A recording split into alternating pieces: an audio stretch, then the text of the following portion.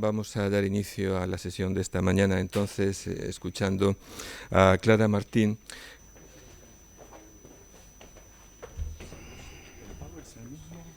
Sí, esta es una macro, ¿no? Sí. ¿Puedo usar ese? Sí. Ah, no tiene un power. ¿Qué necesitas? Pues ¿necesitas? yo tengo el mío. Supongo que para media hora. Lo que pasa es que se apaga. Aquí tenés.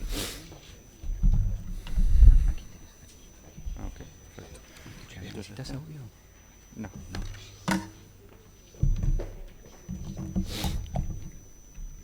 Bueno, vamos entonces a continuar la sesión con el segundo interviniente. Es para mí un placer presentar a Rodrigo Kian Quiroga. Rodrigo se licenció en física por la Universidad de Buenos Aires y obtuvo más tarde su doctorado en matemática aplicada por la Universidad Alemana de Lübeck. Desarrolló su investigación postdoctoral y su trabajo como profesor investigador invitado en prestigiosos centros de Estados Unidos, de Japón, de Alemania, de Holanda y de Italia. En la actualidad es el responsable, el director del Centro de Neurociencias de Sistemas de la Universidad de Leicester, donde además dirige el Laboratorio de Bioingeniería. Los intereses de investigación de Rodrigo se centran principalmente en la codificación neuronal de los procesos de percepción y de memoria. Es más en particular responsable de uno de los descubrimientos que fue considerado como capital en el año 2005 por la revista Discover, el descubrimiento de que existen en el cerebro células que representan los conceptos y que al representarlos sirven de vínculo entre lo que percibimos y lo que recordamos. Además de esta actividad, Rodrigo ha publicado 3 libros, el más reciente de los cuales se titula Borges y la memoria, obra en la que hace dialogar la literatura del autor argentino con las neurociencias contemporáneas y haciéndolo así propone un conjunto de tesis sobre el funcionamiento de la mente. El conjunto de sus trabajos han recibido, con esto acabo la presentación para no ser demasiado prolijo, el conjunto de sus trabajos han recibido atención constante por los medios de comunicación, tanto por los generalistas como por los más estrictamente científicos. Entre los medios que se han ocupado de su obra se puede citar The New York Times, The Washington Post, Daily Mail, New Scientist y una larga lista que no voy a enumerar para no cansarles. Y sin más, escucharemos con mucha atención la intervención de Rodrigo. Hola, ¿me escuchan? ¿Sí, no? Bueno, muchas gracias por la presentación. Gracias, Gustavo, por la invitación. No les voy a hablar mucho de lo que yo hago. O sea, me dedico a la neurociencia. Ya escucharon un poco en la introducción el tipo de cosas que me interesan en mi rutina científica. Pero me interesa mucho el tema de este tipo de meetings porque es muy importante hacer links entre ciencia y arte. Y eso es algo que a mí me interesa muchísimo, y ya desde hace bastante. Entonces les pongo un solo ejemplo de cosas que hacemos en el laboratorio, de cosas que a mí me interesan en particular. Hace unos años tuve la suerte de que un artista argentino, un pintor, se interesara en venir al laboratorio. Pasó un año en el laboratorio aprendiendo de percepción visual y yo, bueno, él decía que él aprendía, yo aprendía capaz más que él, ¿no? Y bueno, terminamos haciendo una exhibición en una galería de arte mezclando principios de percepción visual en neurociencia con los principios de percepción visual en el arte. Y a mí, ¿de qué me sirve esto como neurocientífico? ¿De qué me sirve tener un pintor en mi laboratorio, no sé, estudiando percepción visual o haciendo este tipo de cuadros?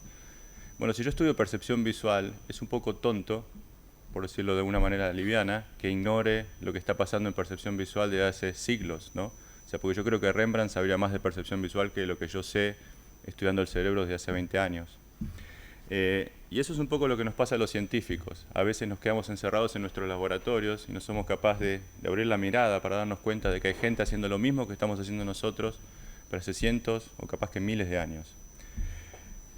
Entonces es una comunicación que es muy fructífera, pero a la vez muy difícil. ¿Por qué es difícil? Porque los científicos le tenemos pánico al arte. O sea, es el último lugar donde nos queremos meter. ¿Por qué le tenemos pánico al arte? Lo discutíamos un poquito en las sesiones de ayer, porque el arte es subjetivo. es tremendamente subjetivo. Este cuadro a alguno le podrá gustar, a alguno le podrá parecer horrendo. Yo no tengo manera, o sea, es muy difícil para mí como científico extraer algo de este cuadro, la sensación que genera este cuadro y por qué la genera. No hay objetividad, hay subjetividad. Para cada uno de ustedes es distinto. Y es muy difícil para mí como científico entender por qué para cada uno de ustedes es distinto, porque eso depende de su historia personal, de sus emociones, de cómo se levantaron esta mañana, de un montón de variables que no puedo controlar. Entonces, para mí como científico es muy difícil meterme con arte, pero creo que vale la pena. O sea, creo que vale la pena un poco abrir el panorama del método científico y en vez de buscar ciegamente objetividad, capaz de entender que la subjetividad puede ser muy interesante de ser estudiada, porque nos da lugar a estas cosas. Por otro lado, también es difícil para los artistas interactuar con científicos. No sé si difícil, pero a veces yo sentí que muchas veces un artista tiene como cierto recelo, porque la impresión que tiene, la primera impresión es que el científico viene a buscar la ecuación del arte, la ecuación de la belleza, y no es eso lo que queremos hacer, no es eso por lo menos lo que yo quiero hacer. Yo quiero entender principios de percepción visual, en este caso específico, estudiados en el arte y cómo esos combinan con la neurociencia. ¿Por qué? Porque lo que Mariano sabe, intuitivamente, me da una entrada ortogonal, un conocimiento ortogonal al que se viene desarrollando en la neurociencia.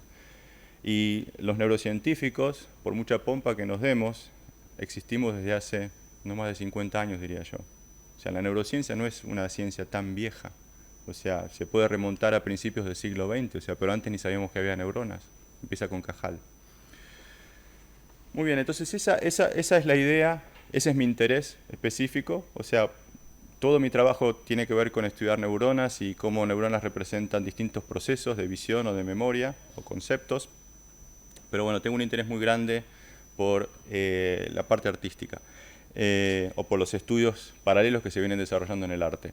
Y en el caso específico de la memoria, que es el tema de esta charla, arranco no con lo que yo hago en el laboratorio ni con lo que se viene haciendo hace años, sino que arranco con este señor, quien creo que todos ustedes conocen. Este es Jorge Luis Borges, probablemente uno de los mejores, bueno, no, yo creo seguramente uno de los mejores escritores en lengua hispana del siglo XX. Y bueno, asumo que todos han leído algo de Borges en algún momento, pero si algo que tiene Borges, que es muy característico, es que él nunca escribió una novela, nunca escribió un cuento largo, siempre escribió cuentos cortos o ensayos. Y los cuentos cortos son de 10 páginas, 15 páginas, 20 probablemente a lo sumo. Y lo que tiene Borges, una característica muy específica, es que uno lee el primer párrafo y ya está enseguida sumergido en el cuento. Tiene la capacidad de atraparnos inmediatamente. Y otra cosa que tiene Borges es que juega con conceptos muy interesantes, particularmente de matemática, o de distintas áreas, pero particularmente de matemática, y en especial le gusta jugar mucho con el infinito. En muchísimos cuentos de Borges ustedes van a ver que aparece tratado de distinta manera el tema del infinito, la biblioteca de Babel, el jardín de los senderos que se bifurcan, y particularmente el que me interesa hoy, el cuento específico que me interesa hoy, en Funes el Memorioso. Funes el Memorioso es un cuento que él escribió durante 1941, lo publica por primera vez en 1942, 7 de junio de 1942. Esta es una foto que saqué del diario La Nación, en la Biblioteca Nacional de Buenos Aires, Argentina. El cuento no es más que esto, fíjense. Arranca acá, son estas columnas, y termina acá. Y esta es una ilustración de Alejandro Sirio, un dibujante de la época de La Nación. Y acá tienen un zoom. Este es el cuento. Ustedes pensarán, Funes el Memorioso aparece en la primera página de La Nación, portada, todo título, nuevo cuento de Borges. No, apareció en la sección suplemento de literatura de un diario del domingo en la página número 3. Ni siquiera en la primera página del suplemento de literatura. Bueno, ¿qué dice Borges en Funes el Memorioso? Bueno, cuenta la historia de Ireneo Funes, que es un peón de Fray Ventos. Fray Ventos es una ciudad en el Uruguay que es limítrofe con Argentina, que era un tipo muy raro, pero un día le pasa que se golpea la cabeza al caerse de su caballo, el azulejo, y recobra el conocimiento con la increíble capacidad, o maldición, ya veremos, de recordar absolutamente todo. O sea, a partir del momento que Funes recobra el conocimiento, no se olvida más nada, nunca. se acuerda absolutamente de todo. Y ahí está la idea del infinito, ¿no? Porque Borges, a partir de ese cuento, juega con la idea, bueno, ¿cómo sería tener una memoria infinita?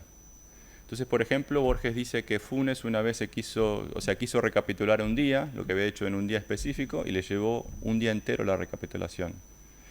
Pero más que contarle yo cómo lo dijo Borges, le muestro lo que dijo Borges. Estos son extractos del cuento, Funes el Memorioso. Entonces, por ejemplo, Borges dice, los que hacen literatura me tienen que perdonar porque yo leyendo soy como de la edad de piedra, pero ustedes sabrán disculpar.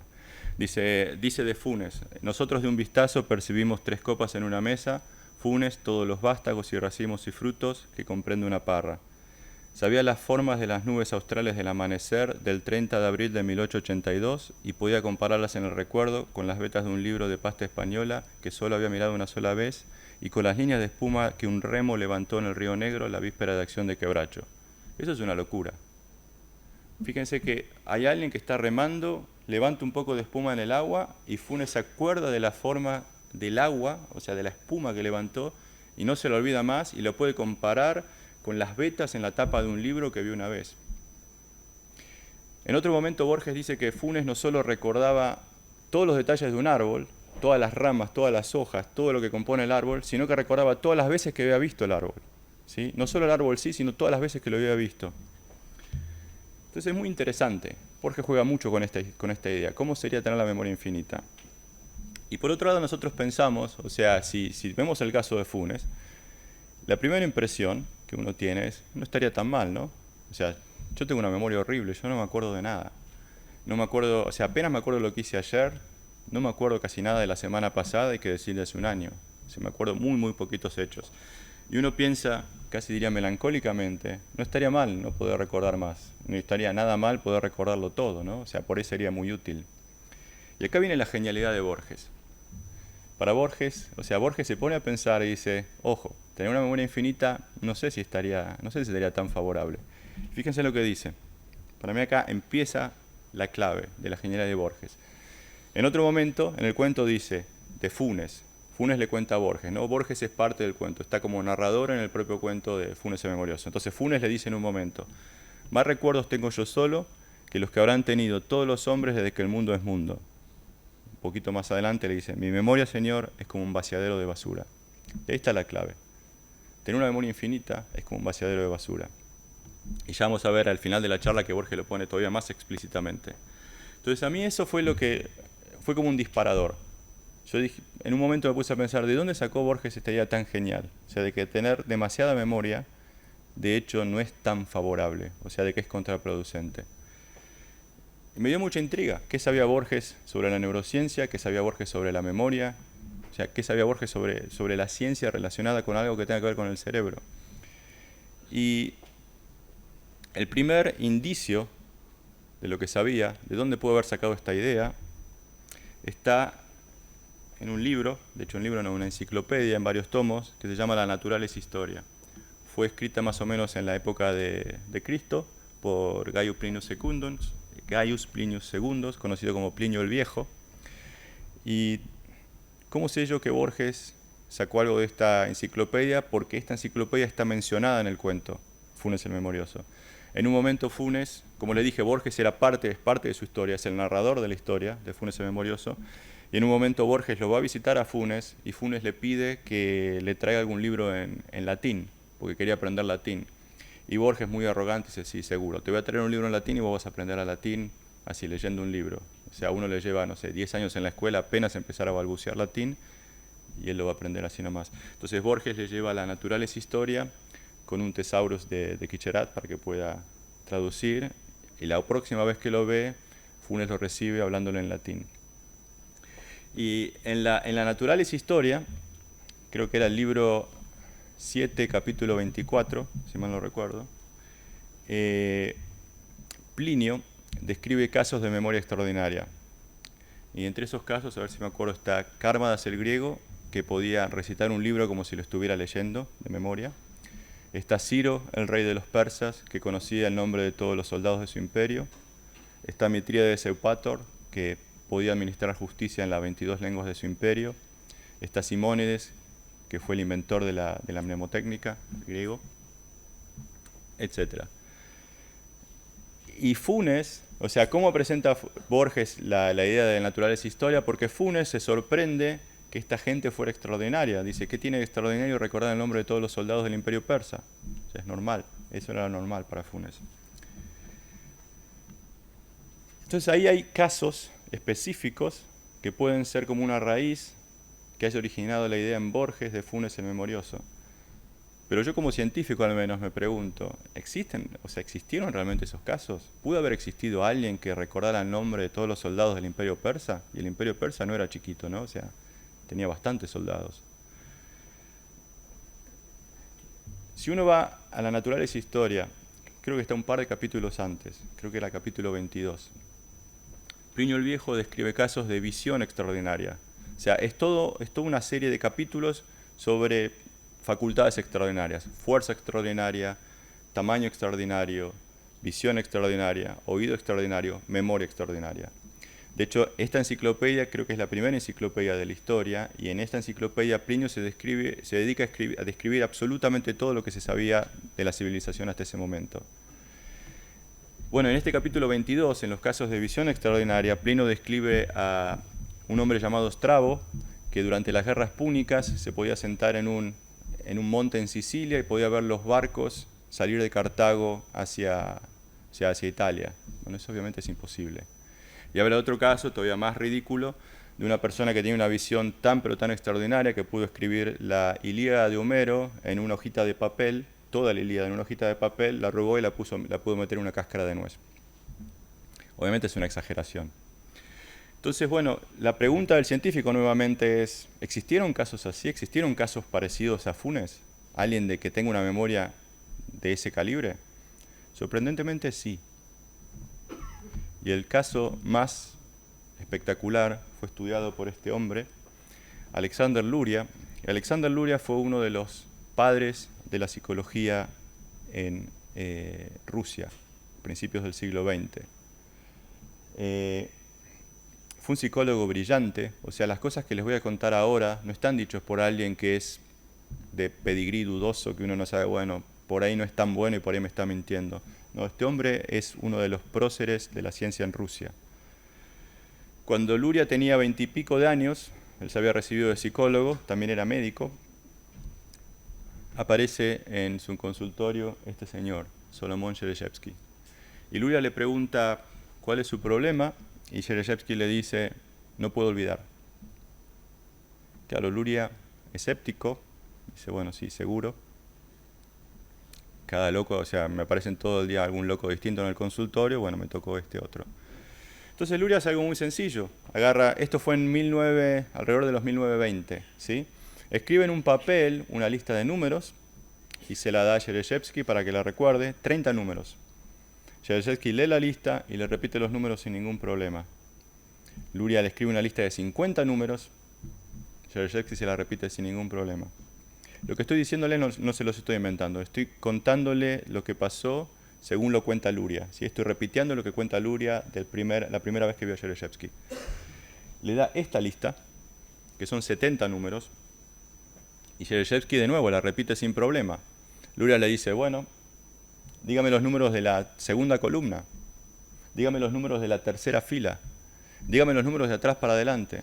Shereshevsky no tiene ningún problema en repetir la lista como Luria quisiera. Era como si tuviera una foto de la lista en su memoria, ¿sí? Lo que a mí me sorprendió más aún, hay muchísimos ejemplos de esto, ¿no?, sobre Shereshevsky. Luria lo estudió a Shereshevsky durante 30 años. Y lo que a mí me resulta más sorprendente es que 15 años después, un día Luria lo atiende a Shereshevsky de nuevo y le dice, ¿usted se acuerda de la lista que le di la primera vez que nos encontramos? Y Shereshevsky le dice, sí, me acuerdo que usted estaba con un delantal, una corbata de tal color, una camisa de tal color y esto y lo otro. Dice, ¿y se acuerda de la lista? Y Shereshevsky se la repitió perfectamente, 15 años después. O sea, y nunca supo de que Luria le iba a preguntar de nuevo por la misma lista. Tiene muchos ejemplos de este estilo. La gran genialidad de Luria es que él dice en un momento, lo dice en su libro, en el libro en que describe el caso de Shereshevsky, dice, me doy por vencido. O sea, me ganó. y la manera que lo dice es muy linda, es muy poética. Dice, he fallado en lo que es la actividad más sencilla de un psicólogo, que es encontrar el límite de la memoria. Es lo más fácil que hay. O sea, si yo agarro a cualquiera de ustedes, o sea, el experimento más sencillo que puedo hacer es ver cuál es el límite de su memoria. Les doy una lista de números y en algún momento se empiezan a olvidar. Y Luria falló. No tuvo manera de encontrar la falla en Chereshevsky en la memoria. O sea, probaba más y más y más y Chereshevsky recordaba más y más y más. Entonces Luria hace el quiebre brillante, para mí, que fue decir, está bien, olvidemos no importa el límite de la memoria de él. Lo que sí me importa es cómo es vivir con una memoria así. Cómo es la vida de Chereshevsky con esa memoria. Y ahí se da cuenta de que Chereshevsky sufría, o sea, de que eso no era una bendición, era de hecho una maldición. El tipo sufría por no poder olvidar, porque las memorias se le mezclaban en la cabeza y le costaba pensar, ¿sí? Le costaba enfocarse en algo, porque tenía como una marea de recuerdos que lo avasallaban todo el tiempo. Entonces Luria empieza a hacer una serie de experimentos muy interesantes. Le da un día una lista de palabras a recordar. Les doy un ejemplo, no me acuerdo las palabras, pero como si yo les dijera, no sé, mesa, silla, agua, café, puerta, caballo, jugo. Chereshevsky repitió la lista de no sé cuántas palabras, 50, 100 palabras, sin ningún problema, ¿sí? No falló en una. Ahora Luria le dijo, ¿me puede decir cuáles eran los líquidos en la lista? Yo no sé si ustedes estaban prestando atención, creo que dije jugo, café, agua, ¿no? Chereshevsky no pudo. Le podía decir la lista de adelante para atrás, de atrás para adelante, de cualquier punto, pero Chereshevsky no era capaz de abstraer cuáles elementos de la lista eran los líquidos. No pudo. Lo más fuerte, y esto para mí es casi increíble, pero está contado tal cual por Luria en su libro, es que le dio a recordar esta tabla. Es trivial, ¿no? Obviamente Chereshevsky recordó la tabla, la pudo repetir, pero no se dio cuenta que eran números consecutivos. La repitió y la recordó a fuerza bruta, ¿sí? No entendió el patrón que liga esa secuencia de números. Algo tan trivial, números consecutivos.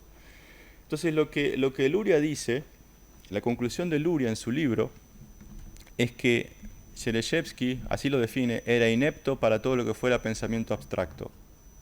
Chereshevsky tenía una imagen visual, pero no pudo convertir esa imagen visual, esa memoria visual, en memoria conceptual, en poder extraer significado de las cosas que recordaban. Y ahí estaba el gran déficit de Chereshevsky.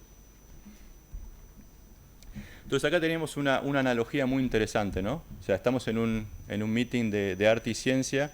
Por un lado tenemos la crème de la ciencia, al menos en Rusia, bueno, todo lo que era Oriente, la Rusia oriental, la ciencia de la psicología oriental, con Luria, uno de sus máximos exponentes.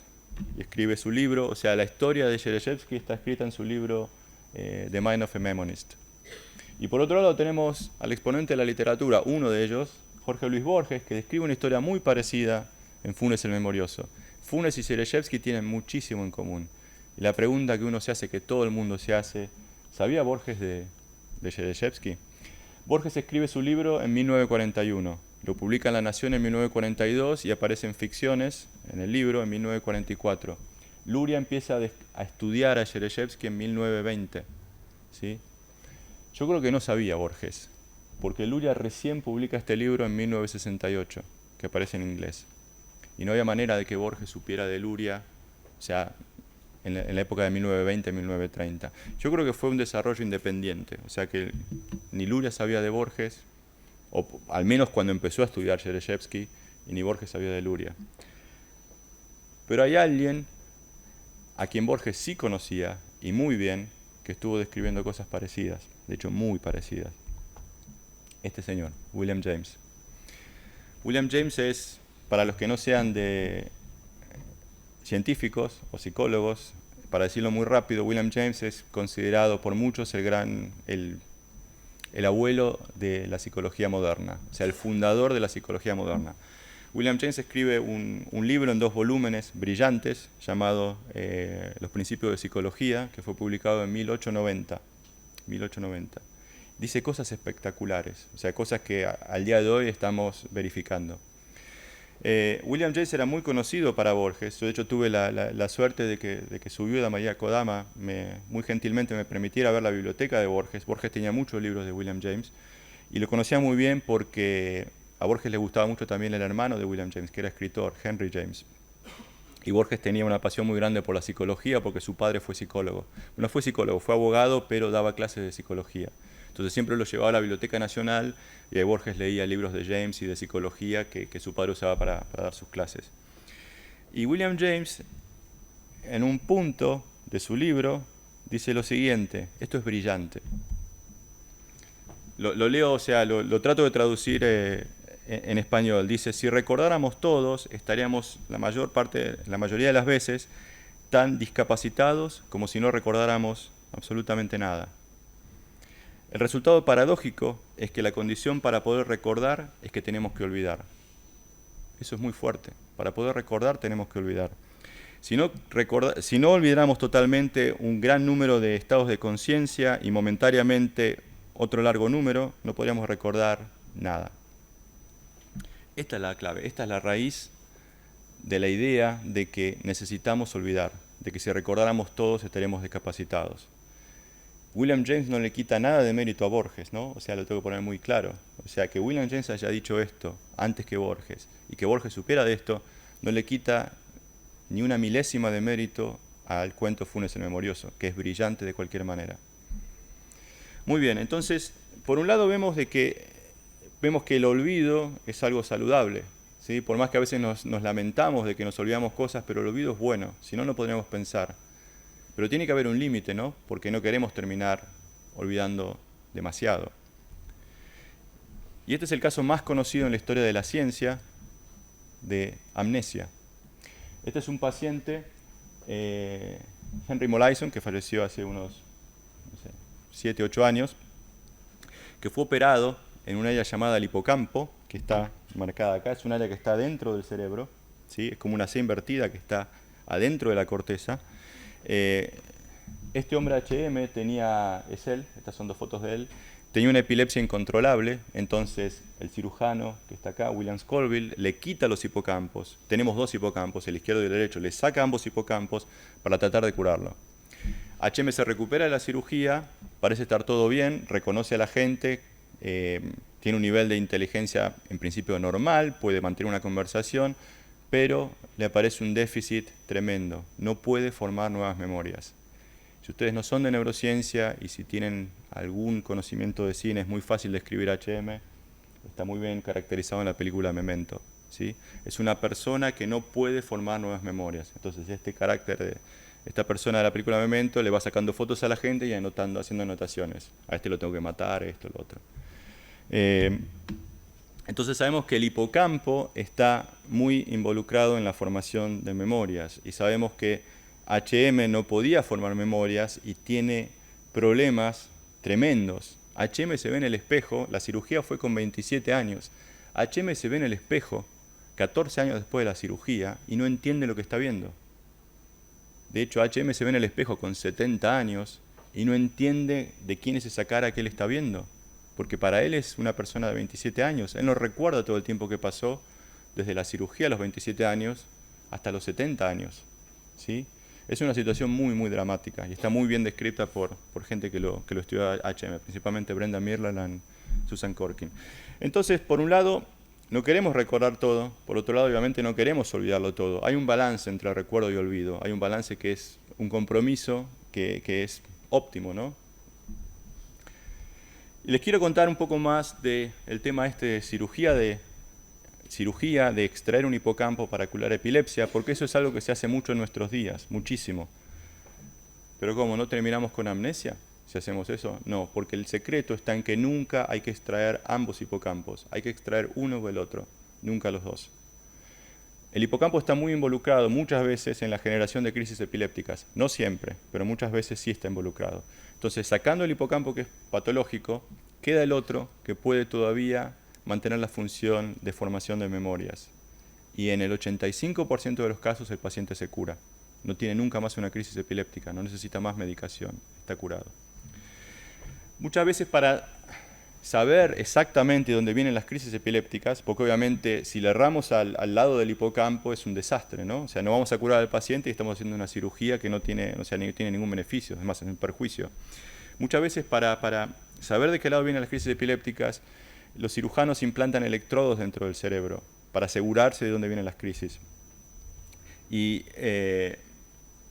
la idea es registrar crisis y ver qué lado es el que empieza la crisis y qué área es el que empieza la crisis. Y ese es el área que van a tratar de resectar quirúrgicamente. Esto nos da la posibilidad a nosotros, los científicos, de poder estudiar respuestas adentro del cerebro en humanos, ¿sí? O sea, esto nos da la capacidad de hacer eso, porque en principio no se puede poner el electrodo dentro de un paciente, de un humano.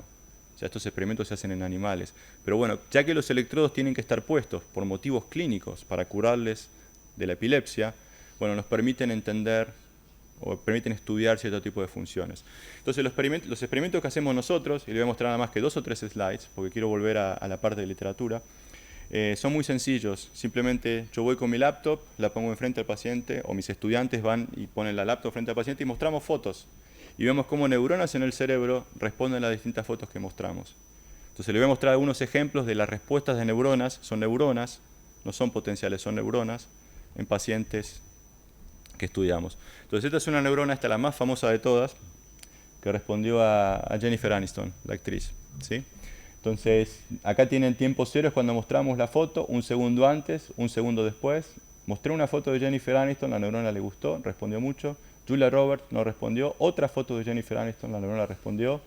No respondió Oprah Winfrey, Luke Skywalker. Otra foto de Jennifer Aniston, la neurona respondió. Estos son datos reales, ¿eh?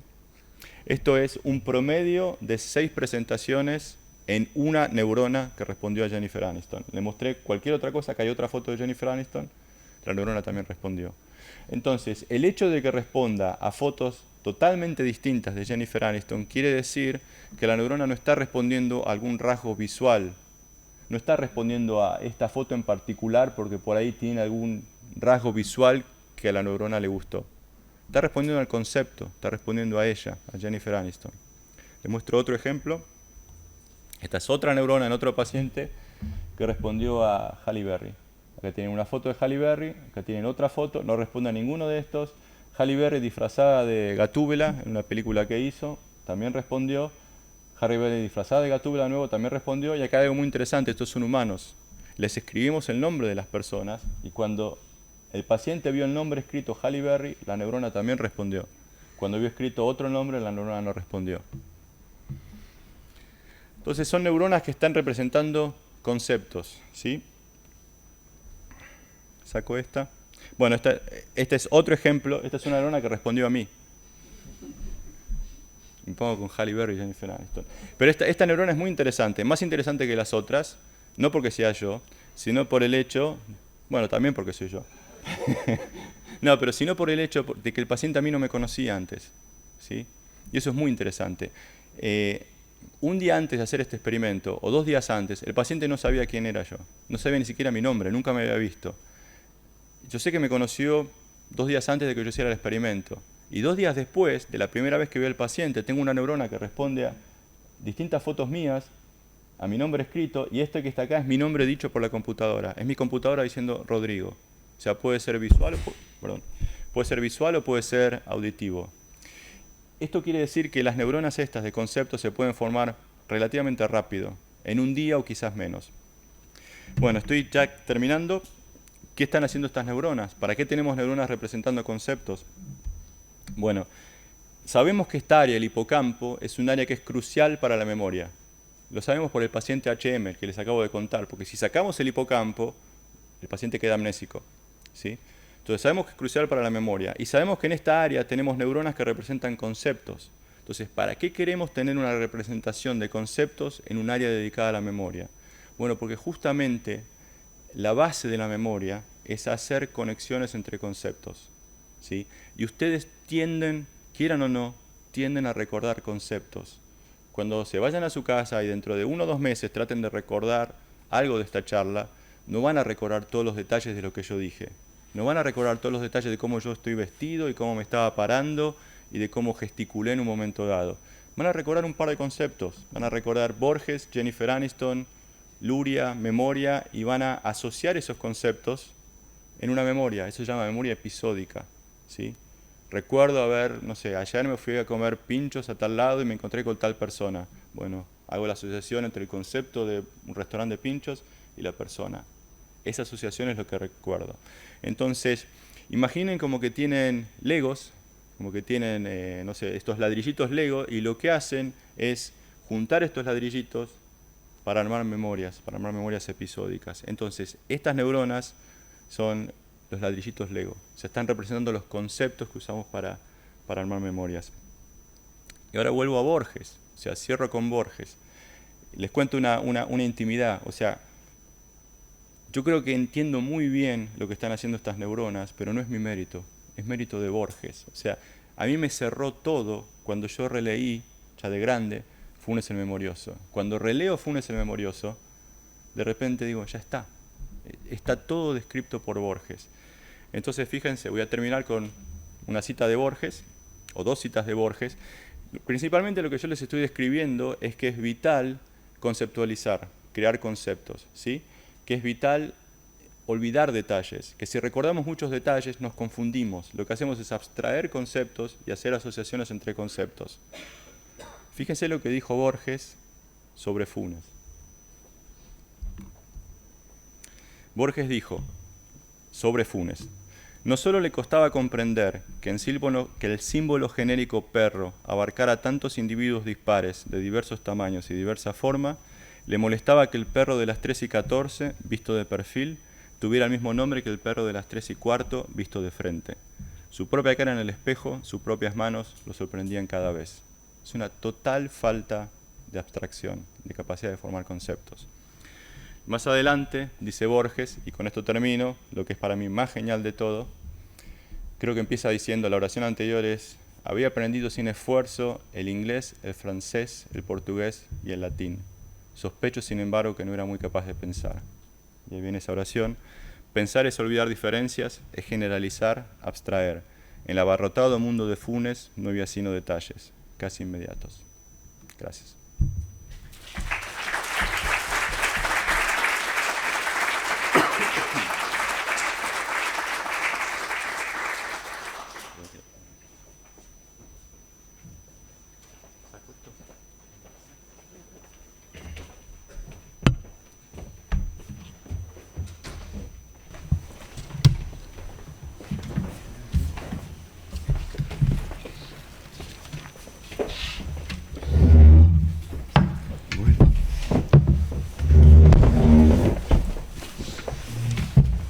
Bueno, después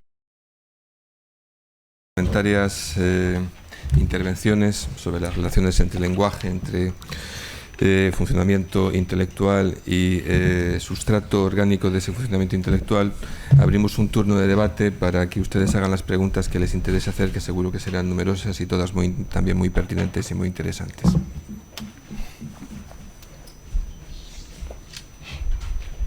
Sí, hay micrófono.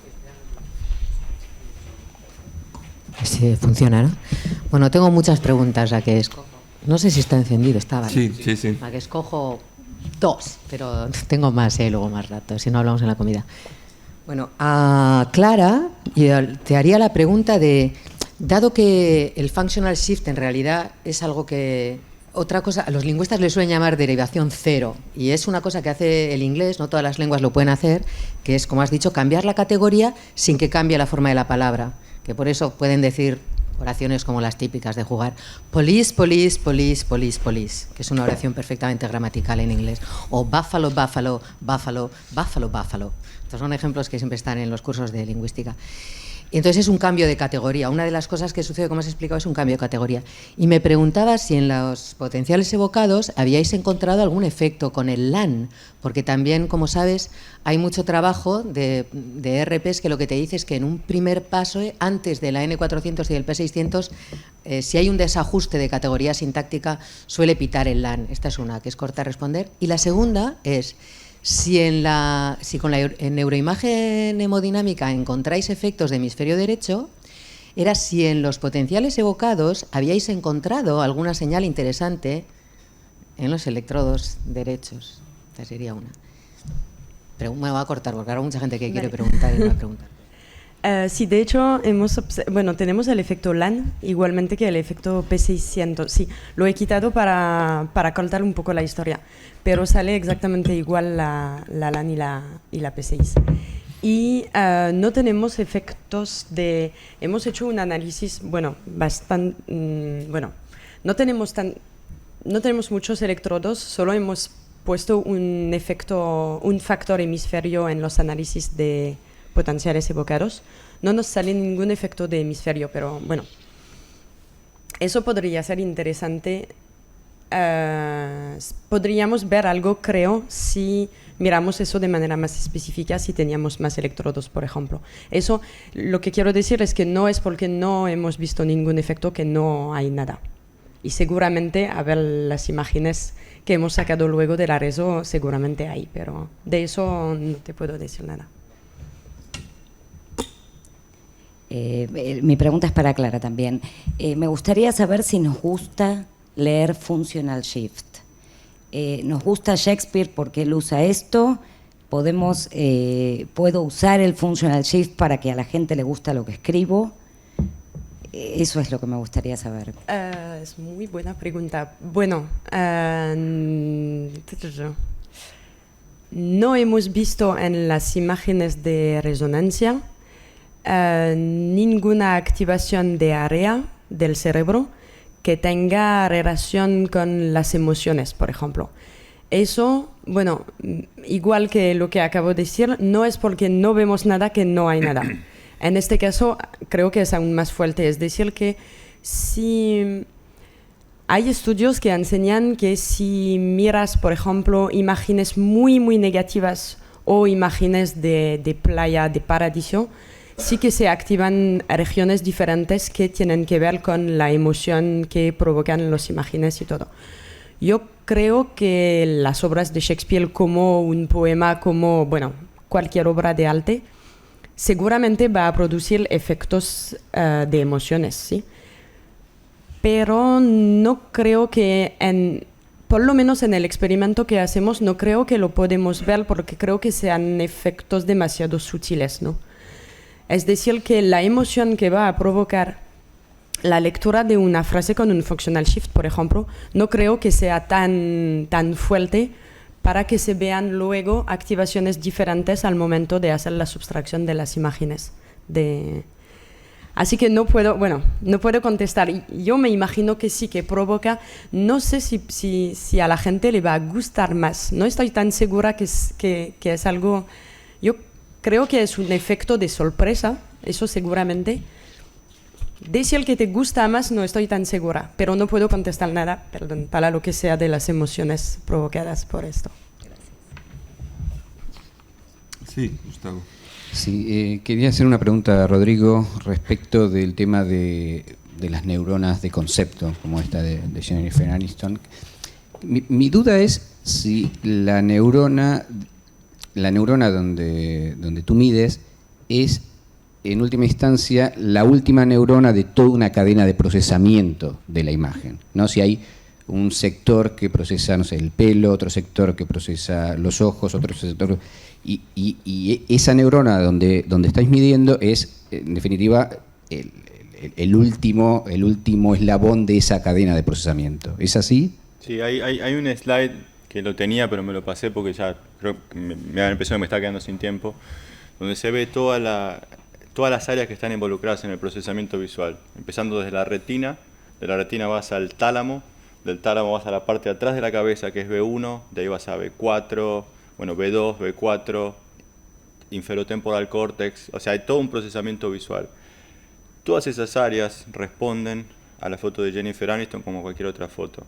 Entonces, arrancás en la retina donde respondes a píxeles, vas a B1 donde respondes a líneas, o sea, pequeñas líneas en lugares específicos.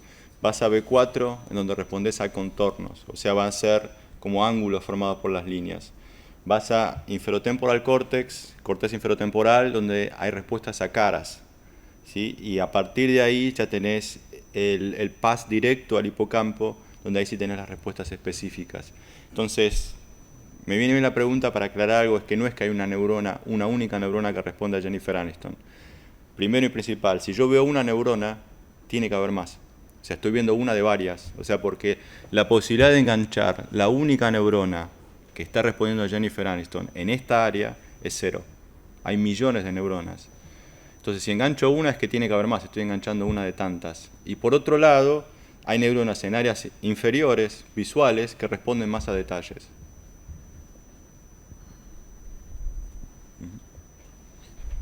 Más preguntas. Tenemos 2, 3.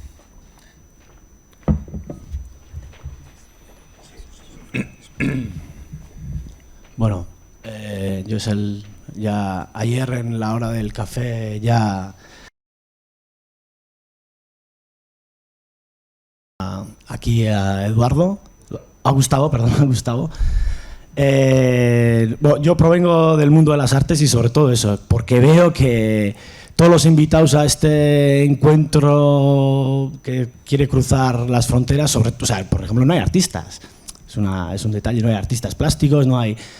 quiero decir, mi pregunta un poco de desacuerdo va dirigida a la última presentación de Rodrigo, porque me parece, por ejemplo, que ha habido muchas cosas muy interesantes, pero que has obviado una diferencia entre memorias bastante importante, creo yo, que has estado todo el rato hablando de una memoria que es fotográfica, ideativa, si quieres, pero si estamos hablando desde el terreno de las artes, de la música, lo que sea, otro tipo de memoria muy importante es la secuencial, la rítmica, la que no se fija en los conceptos, sino que automatiza, digamos, en los procedimientos y los convierte en una mecánica, que es otro tipo de memoria que, por ejemplo, es muy importante para todo el tema de la poesía oral, para todo el tema de la música, etcétera, etcétera. Entonces, me parece que ahí, no sé, hay un déficit de una perspectiva del campo artístico, ¿no?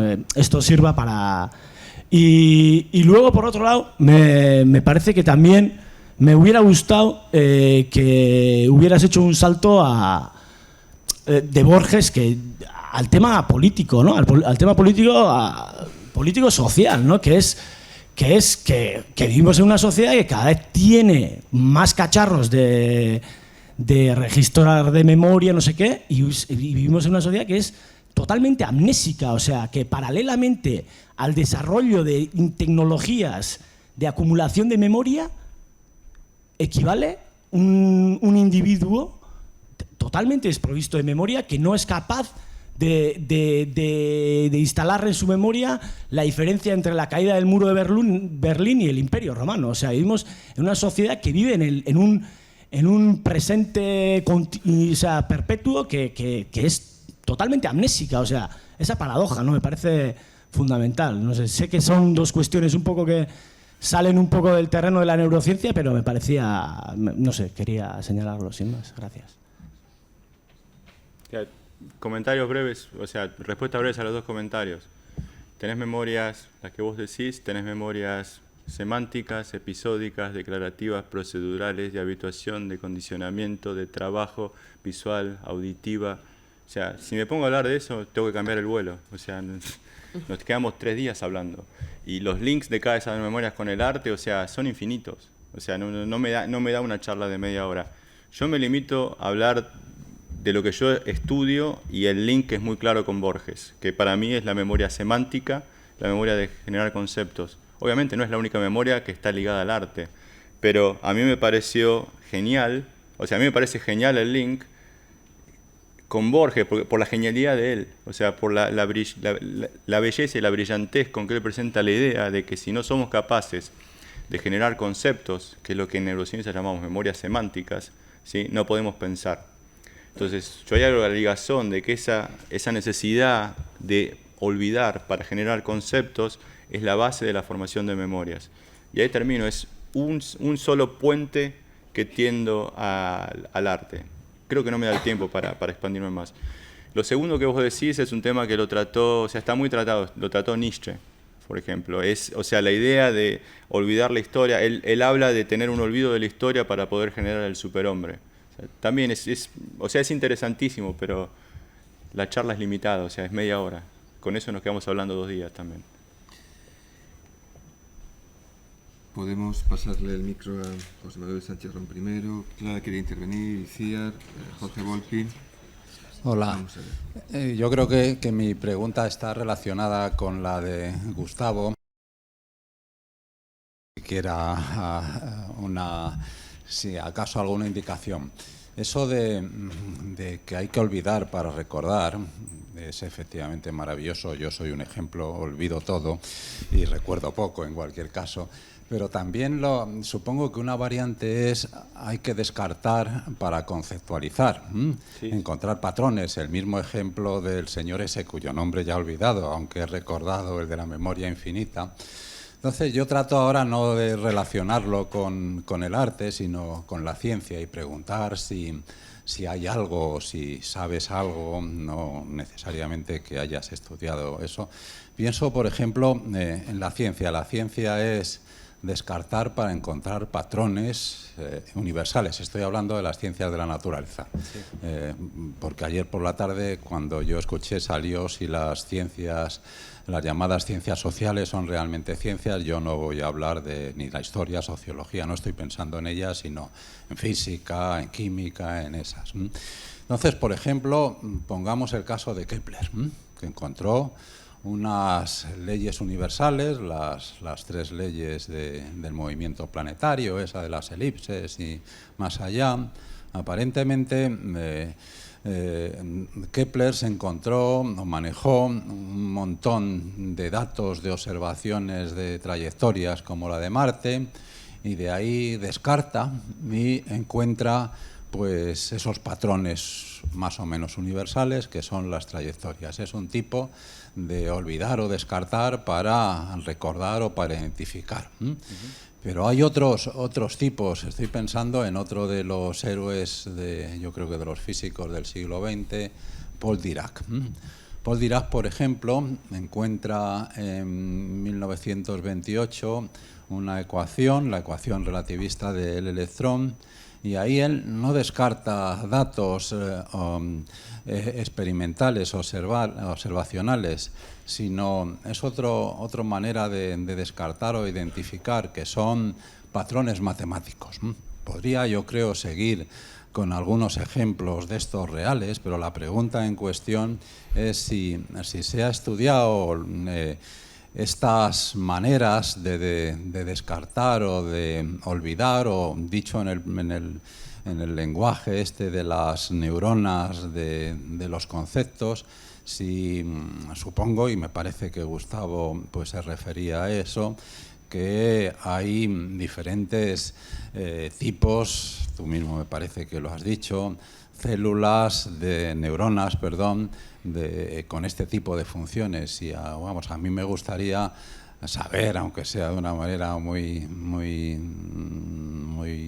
elemental o primaria, si se sabe algo de esto. Bueno, primero respecto al primer comentario, estoy totalmente de acuerdo. O sea, creo que al menos las ciencias exactas se basan en el reduccionismo, que es descartar detalles. O sea, vamos a Newton, o sea, este vaso que cae, o esta botella que cae, o la manzana que cae, no me importa si es un vaso, una botella o una manzana, eso lo descarto. Un objeto que cae es por la ley de la gravedad. Entonces, sacar una ley física o matemática involucra eso, darse cuenta que distintas experiencias corresponden al mismo fenómeno. Entonces, descartás el detalle de cada experiencia en particular y te quedás con la abstracción, con el concepto. Esto va mucho más, o sea, es mucho más antiguo que Dirac o que Newton o que la ciencia. O sea, lo decía George Berkeley. O sea, él tenía una idea muy clara de cómo se forman conceptos, y justamente el concepto hombre se forma a partir de abstraer de que Julio, Juan, Luis, Miguel, o sea, son particulares, y a partir de eso uno induce o saca un universal. Y va todavía mucho antes, o sea, eso ya estaba en Aristóteles. O sea, y fue retomado por Santo Tomás de Aquino. O sea, Aristóteles hablaba de que nosotros generamos una imagen en el cerebro de lo que percibimos, y a partir de esa imagen, sobre todo está mucho más tratado por Aquinas, o sea, generamos un concepto. La segunda pregunta es ¿cuánto se estudia la ciencia? O sea, ¿cuánto la ciencia sabe de esto? No te lo puedo contar en términos de mis experimentos, porque yo estoy muy limitado en el sentido de que nosotros tenemos solo registros de pacientes epilépticos que son candidatos a cirugía de epilepsia. Pero hay casos muy interesantes muy interesantes en donde lo que estamos hablando falla, como Funes. O sea, pero existen casos reales que son muy parecidos a Funes. Las primeras descripciones fueron dadas por Langston Down, que es el mismo del síndrome de Down, y él a fines del siglo XIX presentó 10 casos de lo que él llamó en su momento idiota savant. Idiota no tenía la connotación peyorativa que tiene estos días, pero él lo llamó así. Y él describe casos por ejemplo, describe un caso de un chico que podía recitar de memoria la caída y, ¿cómo era? El auge y caída del Imperio Romano de Gibbon, que es un libraco enorme, lo podía recitar de memoria, pero no podía decir de qué trataba el libro. Y el término que usa Down para estos casos, para estos savants, es adhesión verbal, memoria sin comprensión. Entonces, y eso está estudiado. Hay muchos casos de savant en estos días. No sé si vieron la película Rayman, o sea, que ganó un Oscar. Está basado en una historia real de un savant llamado Kim Peek, que era lo mismo. El tipo podía recitar libros de memoria, pero no entendía un chiste, no entendía un doble sentido, no entendía una paradoja. ¿Sí? No podía pensar. Entonces, hay casos, de alguna manera, que muestran que no poder olvidar limita mucho la capacidad de pensamiento más abstracto, más general, pero no tenemos datos de correlatos neuronales en esos casos. Mi impresión es que probablemente no tengan este tipo de neuronas, o sea, mucho más limitada este tipo de neuronas. Creo que le tocaba el turno de preguntas a Jorge, después a Clara y luego a Amelia. Sí. Vamos. Es que tengo la visión periférica limitada por ese lado, porque estoy orientado hacia la izquierda.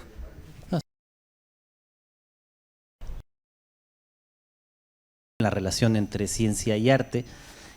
Justo hace unos meses, Peter Brook estrenó tanto en Londres como en París una obra que se llama The Values of Astonishment, que se basa directamente en el libro de Luria y en el caso de Shereshevsky. Entonces ahí está simplemente una vuelta de tuerca más, está el cuento de Borges, y ahora inevitablemente conoce a Borges, adapta directamente el caso de Luria. Entonces simplemente quería comentar. Es muy interesante eso. Claro. Bueno, yo quería saber, tenía una pregunta sobre estas neuronas. Por lo que es de la categorización, en algún momento hacemos como es una actriz americana. ¿Hay neuronas que responden a todas las actrices americanas o a todos los políticos? ¿Me explico? Sí. No las hay. En esta área, o sea, la categorización y la formación de jerarquías. O sea, debo saber que Jennifer Aniston es una mujer, es una actriz, es rubia, de la manera que la quieras categorizar. Eso para mí se hace en corteza visual, en corteza. Pero cuando llegas al hipocampo, la categorización y esa jerarquización desaparece completamente. Y en 10 años de experimento nunca vi una neurona respondiendo a mujeres, por ejemplo. O sea, categorías menos específicas. Amelia y luego el caballero. En el mismo sentido en el de la categorización, en realidad. Sí, iba en el mismo sentido en el de la categorización. Me preguntaba si además de a Jennifer Aniston o a la abuela, hay una neurona sonrisa o una neurona escalofrío, y si, digamos que se basa todo sobre el reconocimientos perceptivos, y cómo se integra esa parte del nombre, por ejemplo, dentro de la neurona concepto, es decir, cómo se forma ese concepto exactamente, la formación conceptual en sí, en qué consiste, cómo la describís. Pregúntame en 10 años. Es lo que no, esa es la respuesta rápida. ¿Cómo se forma el concepto? No lo sé. O sea, estamos haciendo experimentos. O sea, puedo tirar ideas. O sea, tengo muchas ideas pero no te puedo dar la respuesta porque no tengo los datos. El nombre, y lo que pasa es que entramos en un terreno más técnico. El nombre y la cara, o sea, ¿cómo puede ser que tenga una neurona que responda a mi foto y a mi nombre si el paciente no me conocía hace un par de días? Yo creo que hay neuronas en áreas sensoriales que responden a caras, y eso está muy descrito en monos, y hay neuronas que responden, hay áreas del cerebro que responden a nombres. Entonces lo que yo creo es que se arma una representación en esta área hipocampo, que está bien arriba, donde convergen información de distintos sentidos. Entonces la información de mi nombre convergerá a un grupo de neuronas, la información de mi cara convergerá a otro grupo de neuronas, pero hay una asociación entre estas dos cosas, porque esta cara y este nombre es lo mismo.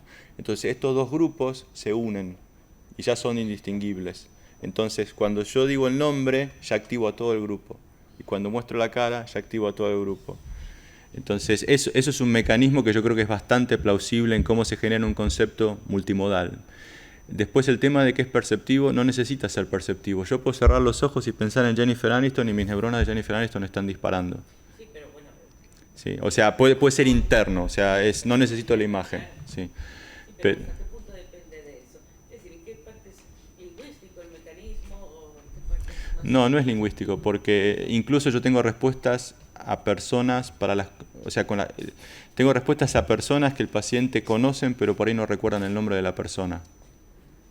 Es más conceptual, o sea, la parte lingüística es un aspecto o es una manera de disparar la neurona, pero no es la única.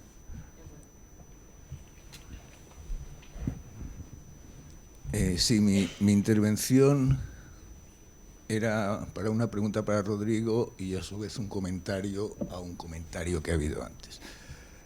Se refiere a lo que a mí me parece que flota un poco en el ambiente, que a mi juicio es una grave reducción de identificar el pensamiento con el pensamiento por abstracción, que es un tipo muy limitado de pensamiento. Ayer en mi intervención hice ver un poco cómo el hecho de que se use el mismo término griego, afairesis, para hablar de la resta o sustracción, y Aristóteles lo utiliza para hablar de la abstracción también como extracción de las diferencias específicas para quedarnos con lo común, igual que en el campo aritmético había impedido pensar todos los números negativos porque nunca se pueden obtener por sustracción, identificar pensamiento con pensamiento por abstracción, es decir, quedarnos con lo común y olvidar las diferencias, que es la conclusión que tú sacas de lo que dice Borges, de que es pensar, tiene la misma grave limitación, que es dejarnos un montón de formas de pensamiento fuera,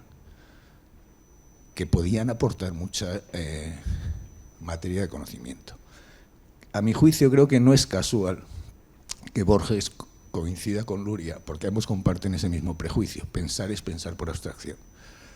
Luria tiene una serie de entrevistas preciosas con distintos uzbecos de distintas edades, distintos grados de formación escolar, y una de sus obsesiones es intentar ver si los uzbecos son capaces de pensar, evidentemente por abstracción. Llega a la conclusión de que no. Por ejemplo, les presenta 4 figuras: un martillo, una piedra, un tronco y unas gafas. Y les dice, hay una de estas 4 figuras que disuena de las otras, o disona. A ver si es capaz de abstraer que las gafas son un elemento artificial y las otras, en cambio, son... El uzbeco lo que hace, y son distintos uzbecos con distintos grados de escolarización y tal, ¿no?, es construir una narración. Dice, todas valen. Ninguna la puedo dejar fuera. Y lo que hace es construir una narración que va ligando a cada una de las 4 figuras y que le liga además a él. Sí, las gafas son necesarias porque si no, con ellas no podría ver el martillo que me permite hacer no sé qué con la pala, que no sé cuántos. Construye una historia en la cual él se mete como sujeto y además habitualmente también esa historia la sitúa en el contexto en el que está ocurriendo la ficción narrativa que él construye. Conclusión de Luria, es incapaz de la abstracción. Lo que no se le ocurre pensar es que es capaz de construir una racionalidad narrativa en la que el contexto está implicado y el sujeto, es decir, el personaje que ejecuta la acción, también está implicado. Hoy muy buena parte de los Social Science Studies van en el sentido de valorar este tipo de racionalidad. Hay otro tipo de experimentos que hace Luria para ver si lo que hace continuamente Luzbeko es establecer analogías. Y también Luria concluye que es incapaz de un pensamiento abstracto. ¿Por qué? Porque la analogía es capaz de mantener las diferencias en el hecho de comparar los dos polos análogos. Bueno, pues eso no es pensar. A mi modo de ver, es un grave error de Borges, un grave error de Luria, y es una manera de limitar lo que se entiende por pensamiento muy grave, muy grave. En ese mismo sentido me parece, y además aportaría una solución la intervención anterior, cuando se dice que Kepler fue abstrayendo de un montón de datos un modelo, porque al ir extrayendo, sacando las diferencias, se encontró con las elipses. Yo creo que históricamente eso es falso. Es decir, Panofsky tiene un estudio precioso de por qué Kepler, de esa maraña de datos, saca elipses, y de una maraña de datos muy parecida, Galileo saca círculos, y es una cuestión estética. De un patrón estético previo que ambos tienen en mente, Galileo es un clásico, un neoclásico, la circunferencia es el movimiento perfecto y es la figura perfecta. Kepler es un manierista, prebarroco por lo tanto, y además es platónico, con lo cual la circunferencia nunca puede materializarse en este mundo material tal y cual es, sino que se deforma al tomar cuerpo, y la deformación es la elipse. Todo el barroco es una exaltación y una crítica óptica y estética de la geometría euclídea. Y entonces, al tener patrones estéticos distintos, eso les permite a cada uno ordenar toda esa maraña de datos con unos patrones estéticos diferentes. Nunca por mera abstracción. Creo que debemos dar la oportunidad. Se está convirtiendo en una charla. Creo que debemos dar la oportunidad a Rodrigo y a José Manuel de que respondan a sus interesantes observaciones. Yo estoy en desacuerdo. O sea, si no tuviéramos abstracción no podríamos estar hablando. Un sustantivo es una abstracción. Entonces, si yo no soy capaz de entender, o sea, ya decir abstracción, o sea, implica un montón de cosas, pero yo puedo abstraer un significado. Si yo no soy capaz de abstraer ese significado, no puedo entender nada de lo que me estás diciendo. Entonces, y esto es un hecho, o sea, no es que estamos filosofando. La gente que no puede abstraer, como los savants, no pueden pensar, no pueden hacer las cosas más mínimas de razonamiento que vos pudieras pedirles. Ahora, la abstracción puede tener sus contrapartes, y estoy de acuerdo en lo que decís. La abstracción implica eliminar detalles, y puede que, o sea, esos detalles sean importantes.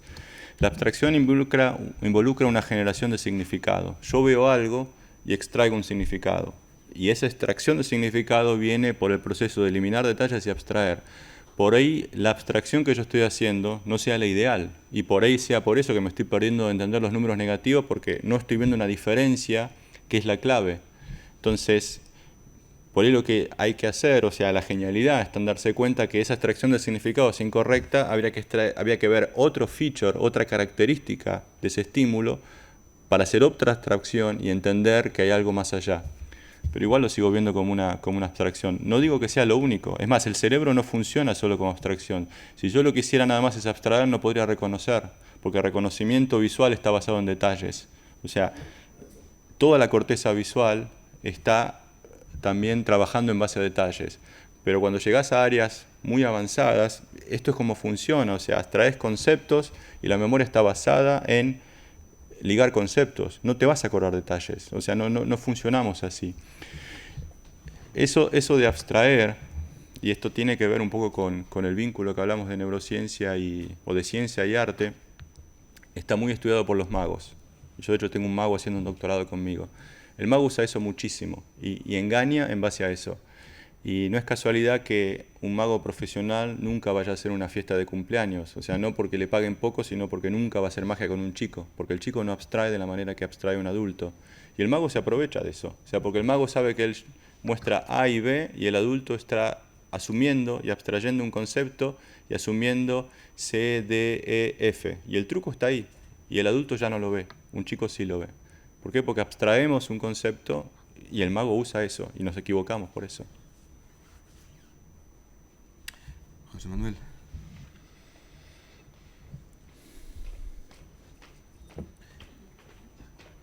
¿Hasta cuándo? ¿Cuánto tiempo tenemos? Sí, pero ¿hasta cuánto tiempo tenemos?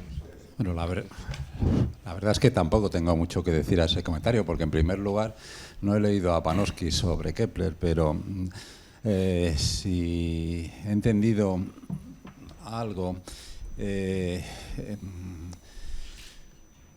primer lugar no está claro cómo Kepler llegó a descartar o a encontrar esos patrones que son las tres leyes de movimiento, pero insisto que no estoy seguro que eso haya sido la crítica, pero tal y como lo puedo entender, que hay una manera de entenderlo basado en patrones artísticos, querencias hacia figuras o desviaciones de la figura. Eso, bueno, no digo que no pudiera ser, pero encaja mal en una técnica que el propio Kepler junto a Napier de manera independiente desarrolló, que es una forma de logaritmos. Los logaritmos son precisamente un útil magnífico para manejar grandes cantidades de cifras y reducir las operaciones a sumas o restas, las multiplicaciones o las divisiones a sumas y restas, con el deseo de encontrar, de transformar esas cifras en otras más sencillas, con el deseo de encontrar, ya digo, patrones. Eso, insisto, el que Kepler desarrollase eso, pues hay efectivamente otros apartados en los que se ven los prejuicios en el buen sentido de la palabra. Las presuposiciones geométricas de Kepler, pero son esa de las armonías de la naturaleza en las que funciona peor, porque sus modelos simplemente no se ajustan. En cuanto a Galileo, al que yo no mencioné, pero que es un tipo extremadamente interesante, claro, yo es que el Galileo que incide más que aparentemente incide más en la llamada revolución científica, es por supuesto el de Sidereus Nuncius, el defensor de Copérnico, el de las figuras esas geométricas, y como pues podemos hablar de la querencia, el apego de Galileo al círculo, pero el Galileo más interesante desde el punto de vista científico no es eso. Insisto que eso es magnífico, porque es cuando defiende y convence, por lo menos a muchos, acerca de Copérnico. El Galileo más interesante no es el del diálogo de 1632, sino del otro, del 1638, en el que encuentra otro tipo de leyes universales descartando, como es el de la caída de los graves. Y para llegar a la caída de los graves también recurre a procedimientos operacionales que no tienen nada que ver con todos tenemos una base previa, efectivamente, pero no tienen nada que ver con ese tipo de planteamientos generales, sino con experimentos con planos inclinados, péndulos que miden el tiempo, campanillas que marcan por dónde pasa un cuerpo, etcétera, etcétera. De manera que no quiero reducir, por supuesto, la creatividad, entre comillas, científica, a este tipo de comportamientos. Yo mismo he citado a Dirac, que no encaja para nada en este tipo de modelos, pero bueno, en mi apresurada defensa, entre comillas, de la intervención anterior, se me ocurren estos comentarios. Muchas gracias. ¿Más preguntas e intervenciones? Caballero. Hola, una pregunta para Clara. Dado el mismo functional shift, ¿se daría el mismo potencial evocado o la misma amplitud en nativos o personas que simplemente entiendan la lengua? Lo siento, ¿en nativos o...? O personas que, bueno, que aunque no sean nativas, que entiendan la lengua o se entiendan el cambio ese de functional shift. Vale, que sea alguien como yo leyendo el inglés, por ejemplo, que... Vale, es muy buena pregunta eso, de hecho. Wow, muy buena pregunta.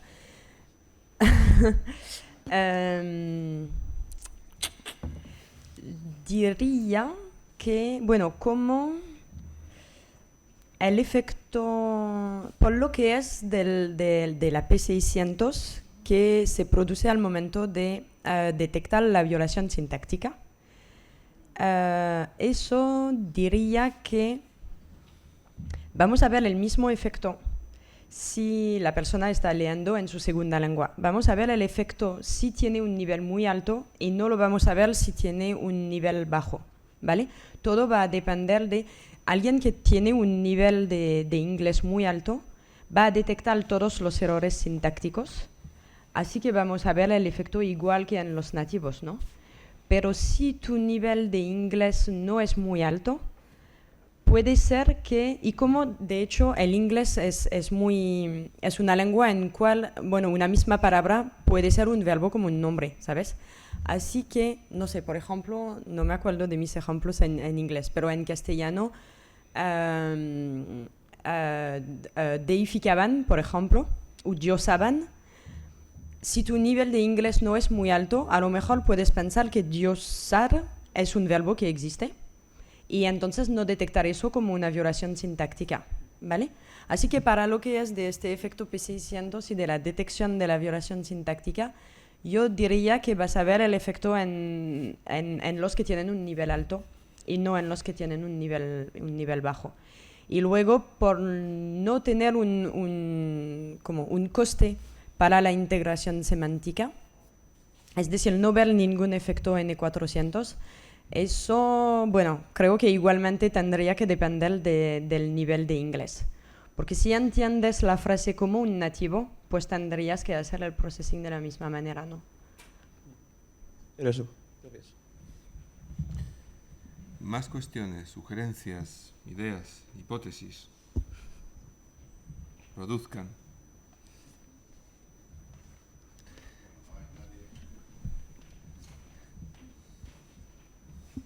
Para Clara, una idea, una loca idea.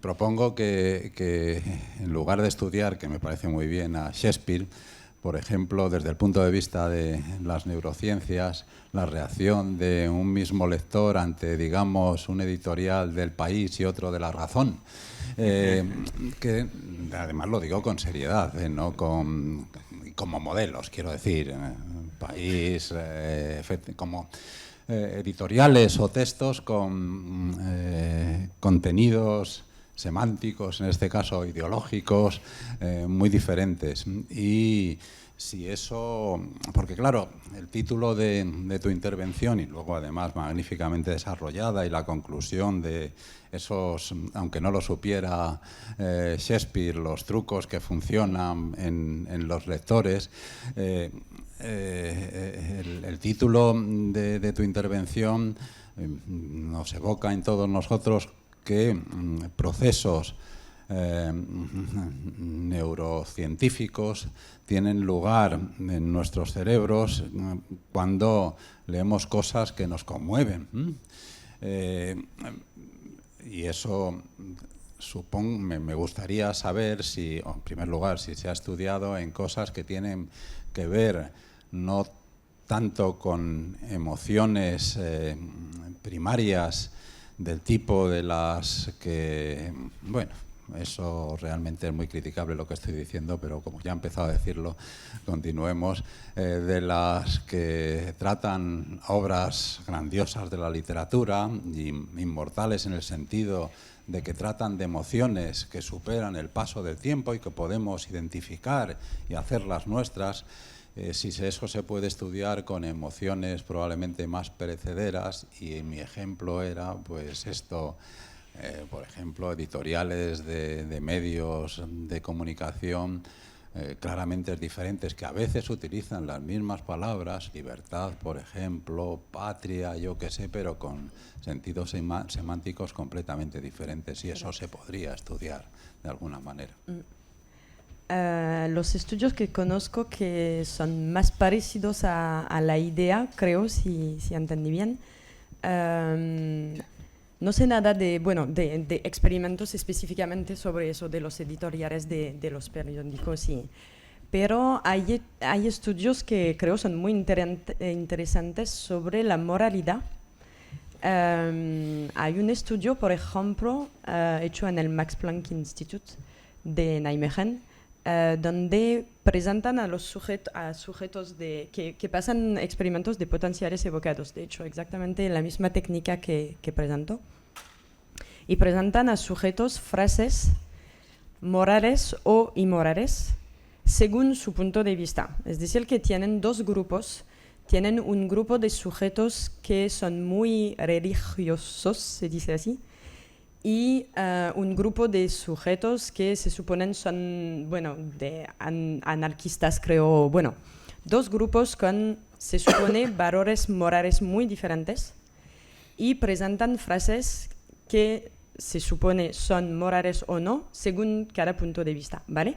Y presentan frases tipo, el aborto es algo bueno o el aborto es algo malo, y bueno, frases con contenido moral muy fuerte de este tipo.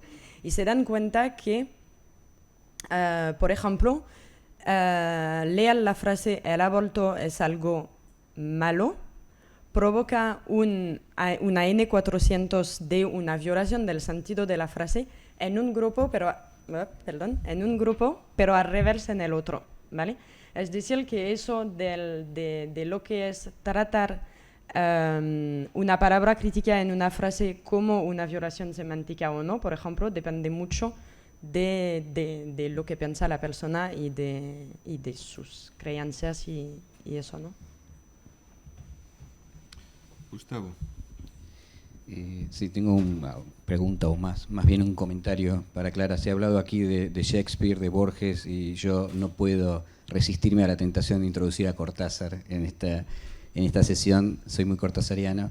Y simplemente comentarte, por ahí ya lo conoces, pero hay en Rayuela, un libro de Julio Cortázar, hay un pequeño capítulo, es el capítulo 69, que hay una violación, en realidad no es ni sintáctica ni semántica, pero usa palabras inventadas directamente. Es un pequeño párrafo donde el 70% de las palabras son absolutamente inventadas, no existen, y sin embargo uno puede leer ese texto y encontrar un sentido, y además mantiene un ritmo, una modulación, y bueno, quizás, no sé si alguien lo ha estudiado, pero quizás sería otro caso interesante para estudiar, pero bueno, no es exactamente ni violación semántica ni gramatical, pero es otro tipo de figura retórica, digamos, ¿no? Eso sí. Eso, bueno, lo que se acerca más a este tipo de obras, diría, son los estudios que se hacen sobre el efecto del contexto sobre el tratamiento de una palabra, ¿vale? Es decir, que ya se sabe, y hay muchísimos estudios sobre eso, que al momento de hacer el tratamiento de una palabra, de la frase, el contexto de la frase tiene mucho peso de cómo vas a tratar esta palabra, ¿vale? Así que sí, y aún se puede anticipar la palabra crítica. De hecho, hay estudios que enseñan que si el contexto de la frase es muy constrained, no sé cómo... Constrictivo. ¿Eso? Constrictivo. Vas aún a anticipar la palabra crítica y ya la vas a tener activada en tu cerebro aún antes de escucharla o de leerla, ¿vale? Así que, al momento de escucharla, el tratamiento de esta palabra va a ser muy diferente si el contexto te ha ayudado mucho o si el contexto era muy neutral, ¿vale? Y entonces, trabajando con eso, lo que puedes hacer es que si el contexto te hace anticipar una palabra, por ejemplo, aunque la palabra que viene es una lo que llamamos la non-palabra, lo que dice es una palabra inventada, vas a sacar un sentido gracias al contexto de la frase. ¿Me explico? Sí, sí, perfectamente. Le toca a Amelia y luego a aquel caballero de al fondo. Estamos ya un poquito justos de tiempo. Quizá debiéramos de pasarle el micro al caballero al fondo.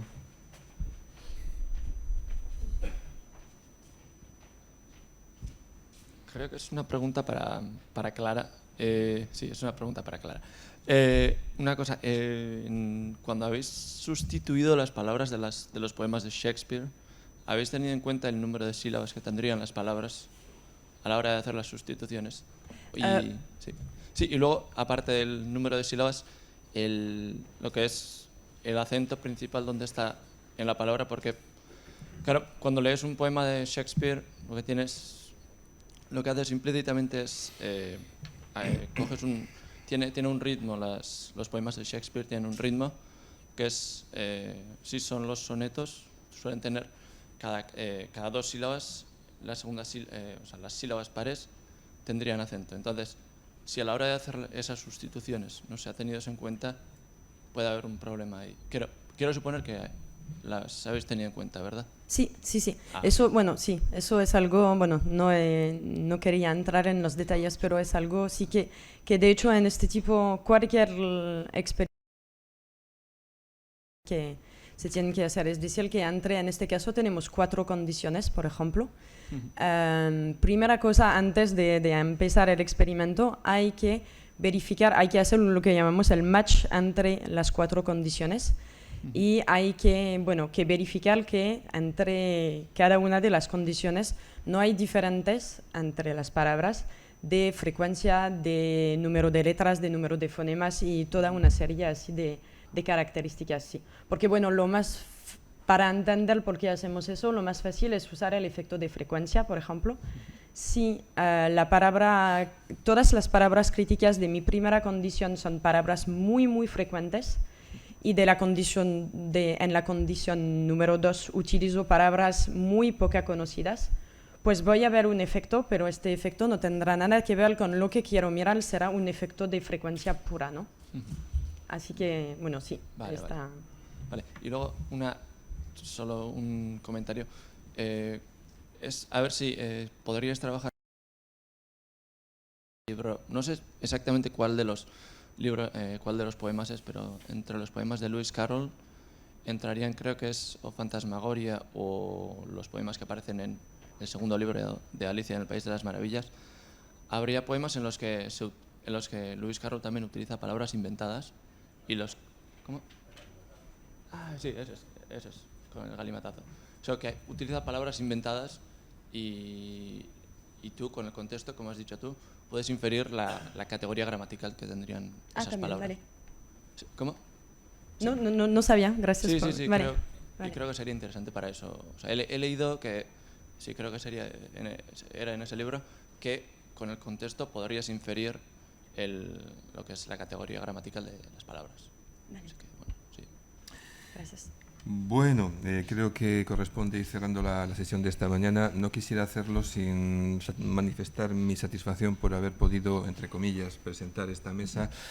Y quisiera decir también que me hubiera gustado hacer un inventario de todos los fascinantes temas de filosofía del conocimiento, de ciencias del lenguaje, de teoría del arte y de la literatura que han abordado nuestros 2 participantes y que están en el centro mismo de los debates en nuestras disciplinas de humanidades. Quizá tengamos vida, décadas, centurias para dedicarnos a ello. Muchas gracias a todos. Gracias.